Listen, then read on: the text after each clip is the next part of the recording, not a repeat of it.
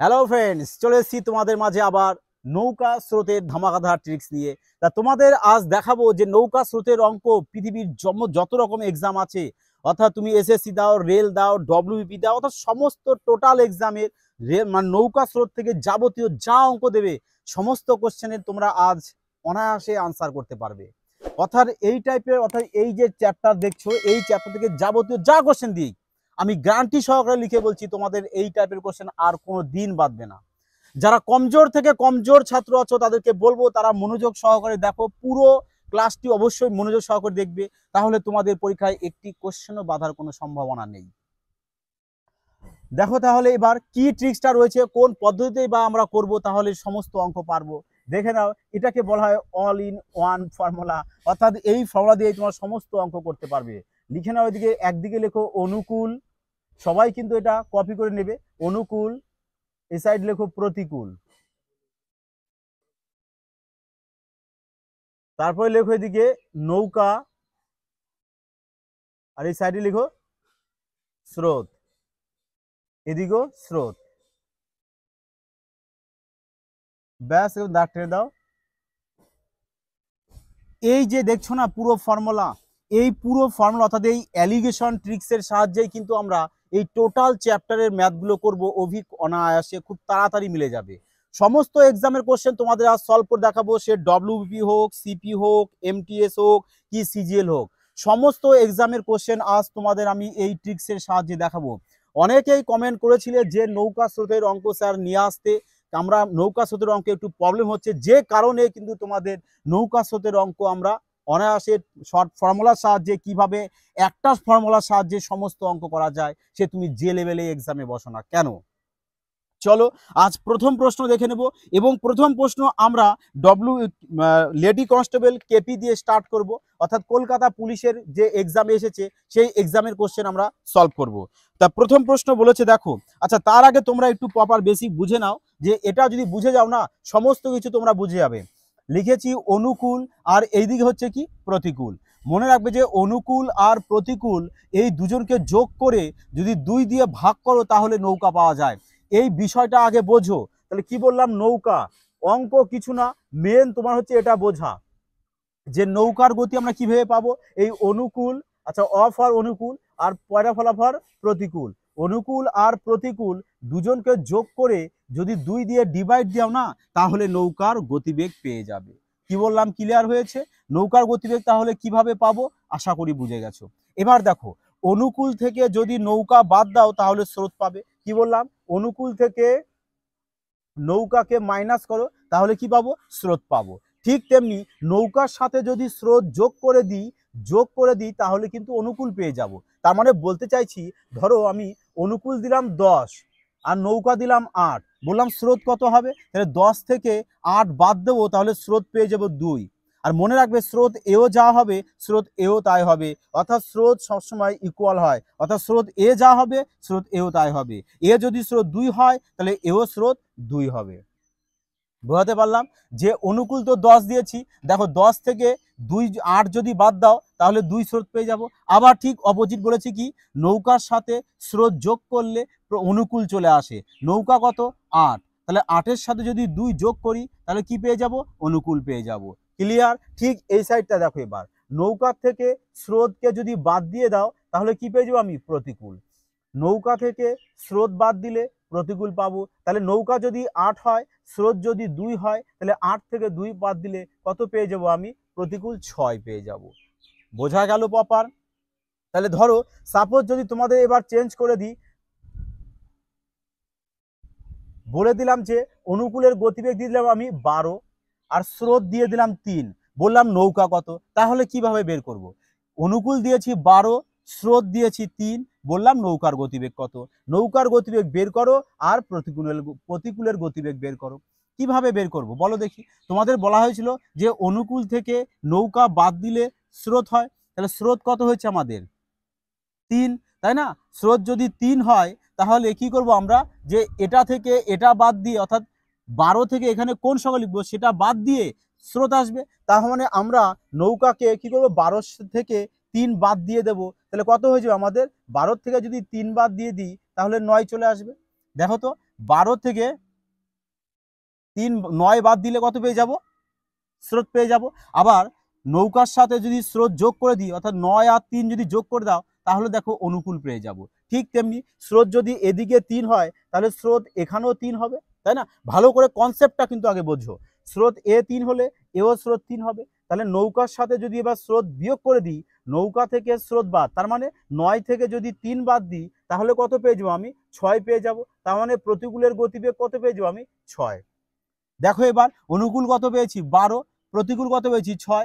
12 আর 6 যদি যোগ করো কত হয়? 18। এই যে অনুকূল 12, প্রতিকূল 6, 12 আর 6 যোগ করলে 18। 18কে 2 দিয়ে ভাগ করলে কত হয়? 9। এই দেখো 9, তার মানে নৌকার গতিবেগও 9 পেয়ে গেছি। তার মানে আমাদের প্রপার সাজানোটা কমপ্লিট। বোঝা গেল? তার মানে যাই দিক আমরা এবার অনায়াসে করতে পারবো। চলো এবার ডাইরেক্ট পরীক্ষার কোশ্চেন দেখে নিই।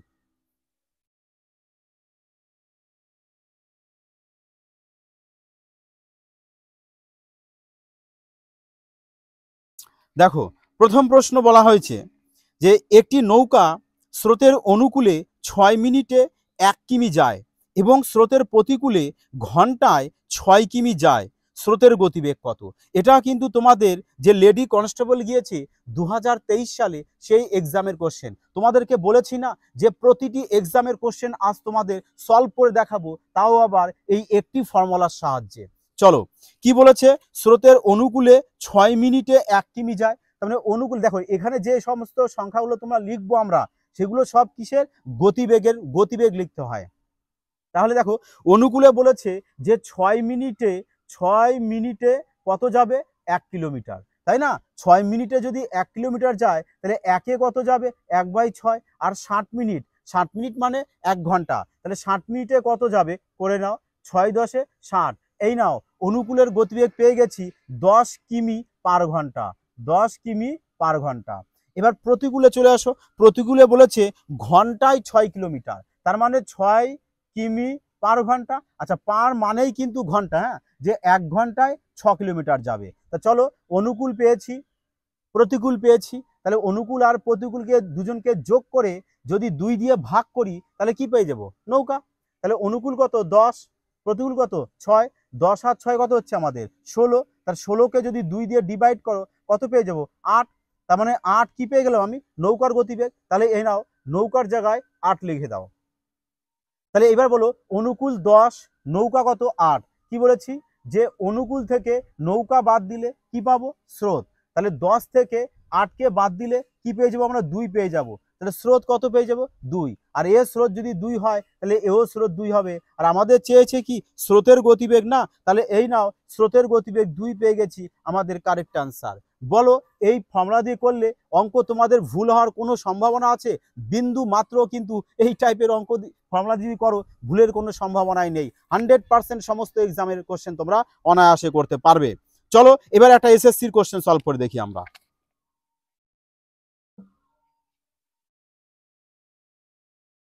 দেখো কেমন লাগলো তোমাদের ফর্মুলাটা, তোমাদের পদ্ধতিটা বা ট্রিক্সটা অবশ্যই কিন্তু কমেন্টের মাধ্যমে জানাবে। আর যদি কারোর কোনো চ্যাপ্টারের কোনো কিছুর যদি শর্ট ফর্মুলার প্রয়োজন পড়ে, শর্ট ট্রিক্সের, অবশ্যই কিন্তু সেটাও কমেন্ট করে জানাবে। তাহলে নেক্সট পরবর্তী ক্লাসে আমরা তার শর্ট ট্রিক্স প্রোভাইড করে দেব। চলো দেখো পরবর্তী প্রশ্নে বলেছে যে যদি একজন ব্যক্তি স্রোতের অনুকূলে 4 ঘন্টায় 18 কিমি যায়।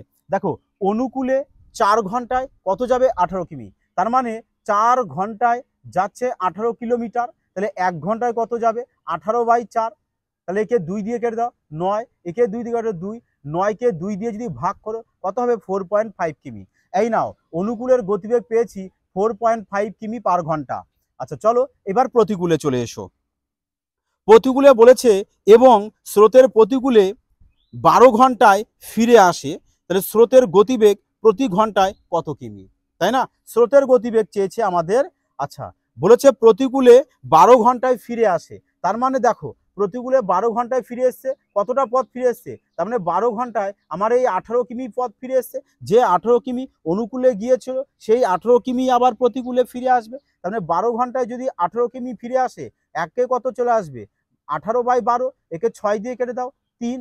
একে 6 দিয়ে কেটে দাও, 2। তার মানে 3কে যদি 2 দিয়ে ভাগ করো, কত পেয়ে যাবো আমরা? 1.5 মানে 1.5 কিমি পার ঘন্টা। চলো এখানে লিখে দাও 1.5 কিমি পার ঘন্টা। তা চলো দেখো এবার অনুকূল পেয়েছি, প্রতিকূল পেয়েছি, তাহলে নৌকা কি করে পাবো আমরা? অনুকূলকে আর প্রতিকূলকে যোগ করব, যোগ করে 2 দিয়ে ডিভাইড করব।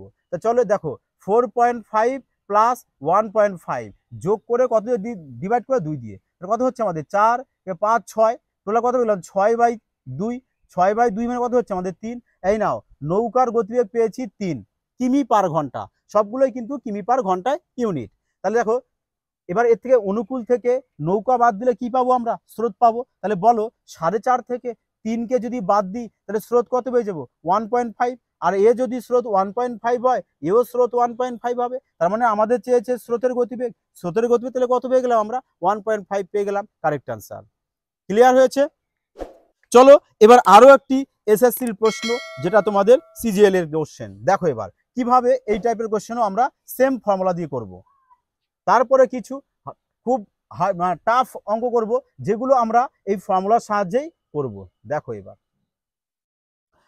নেক্সট পরবর্তী প্রশ্নে বলা হয়েছে যে একটি মোটর বোট এবং জলের স্রোতের গতিবেগের অনুপাত 36:5।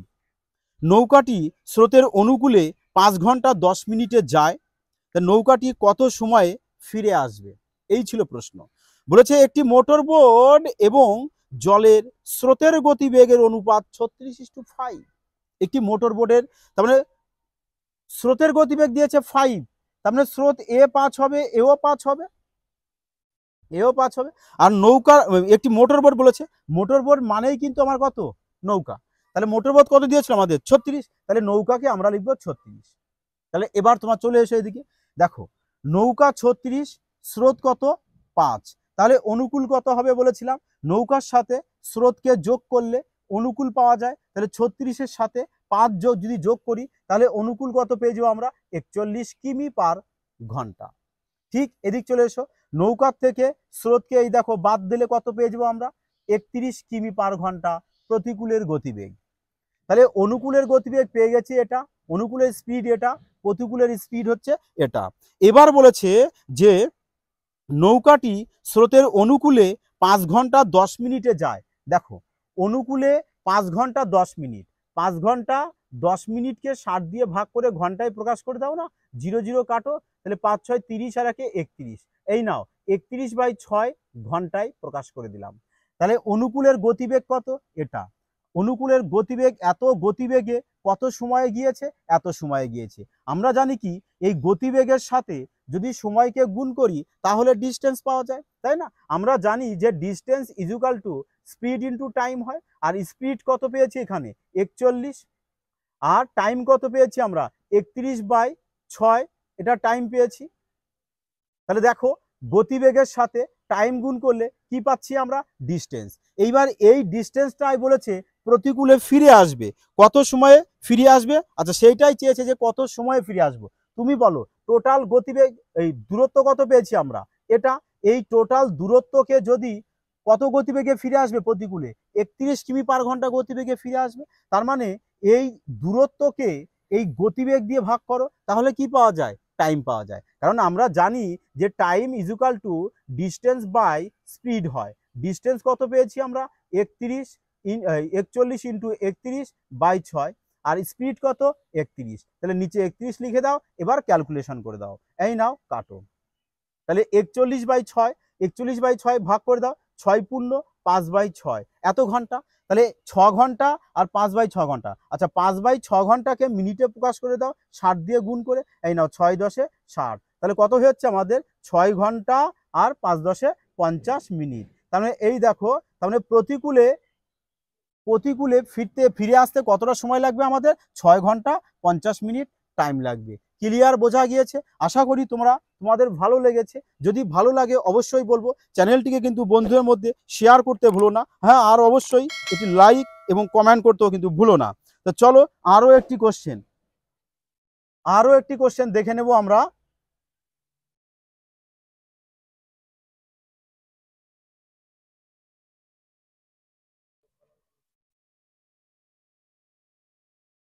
দেখো কি বলা হয়েছে পরবর্তী প্রশ্নে। বলা হয়েছে যে স্থির জলে একটি নৌকার বেগ 10 কিমি পার ঘন্টা। স্রোতের অনুকূলে নৌকাটি 10 ঘন্টায় 150 কিমি দূরত্ব অতিক্রম করে। স্রোতের প্রতিকূলে একই দূরত্ব অতিক্রম করতে নৌকাটির কত ঘন্টা সময় লাগবে? এটাও কিন্তু তোমাদের ডব্লিউবিপি লেডি কনস্টেবল 2023-এর প্রশ্ন। সরি, তাহলে দেখো কিভাবে করবো এবার আমরা। নৌকার গতিবেগ কত দিয়েছে আমাদের? 10 কিমি পার ঘন্টা। চলো তাহলে আমরা নৌকার জায়গায় 10 কিমি পার ঘন্টায় লিখে দিলাম। এইবার বলেছে স্রোতের অনুকূলে নৌকাটি 10 ঘন্টায় 150 কিমি যায়। তার মানে দেখো অনুকূলে 10 ঘন্টায় 150 কিমি, তার মানে 10 ঘন্টায় যাচ্ছে 150 কিলোমিটার। তাহলে 1 ঘন্টায় কত যাবে? 150 বাই 10, 0 0 কেটে দাও, তাহলে কত পেয়ে যাবো আমরা? 15 কিমি পার ঘন্টা পেয়ে যাব অনুকূলের গতিবেগটা। তাহলে অনুকূলের গতিবেগ পেয়েছি, তাহলে তুমি বলো আমি যদি অনুকূলের গতিবেগ পেয়ে যাই, নৌকা পেয়ে যাই, তাহলে স্রোত কত পাবো? তার মানে নিশ্চয়ই 15 থেকে 10 বাদ দেবো, তার মানে স্রোত 5 পাবো। এ স্রোত যদি 5 হয়, এও স্রোত 5 হবে। এ স্রোত যদি 5 হয়, নৌকা 10, তাহলে 10 থেকে 5 বাদ দিলে কত পাবো? 5। এই নাও, প্রতিকূলের গতিবেগ পেয়েছি 5 কিমি পার ঘন্টা। এইবার কি বলেছে যে স্রোতের প্রতিকূলে একই দূরত্ব বলতে যে 150 কিমি তোমার দূরত্ব ছিল, 150 কিমি, সেই দূরত্বের কথা বলেছে।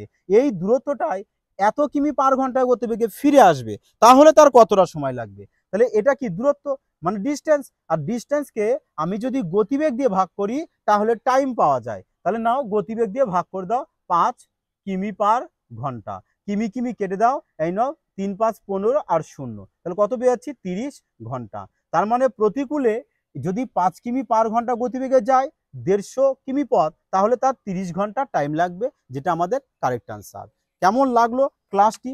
যদি ভালো লাগে, ভালো তো লাগবেই, একটু গ্যারান্টি দিয়ে বলছি, কারণ দেখো এই টাইপের এই যে ফর্মুলাটা, এটাই তোমরা আমার মনে হয় যে প্রথম দেখেছো, এবং এই টাইপের ফর্মুলা দিয়ে সমস্ত অঙ্ক তোমরা অনায়াসে করতে পারবে। দেখো নেক্সট পরবর্তী ক্লাসেও তোমাদেরকে কি যে সিজিএল আর সিপিও, সিএসএসএল, সিএইচএসএল আর এমটিএস, এই এক্সামের টপ হার্ড কোশ্চেনগুলো এই ফর্মুলার সাহায্যেই কিন্তু সলভ করে দেখানো হবে। তা কিভাবে সলভ করে দেখানো হবে তার জন্য তোমাদেরকে সঙ্গে থাকতে হবে এবং চ্যানেলটিকে সাবস্ক্রাইব করে অল নোটিফিকেশন ক্লিক করে রাখতে হবে। জয় হিন্দ বন্ধুরা, সুস্থ থেকো, ভালো থেকো।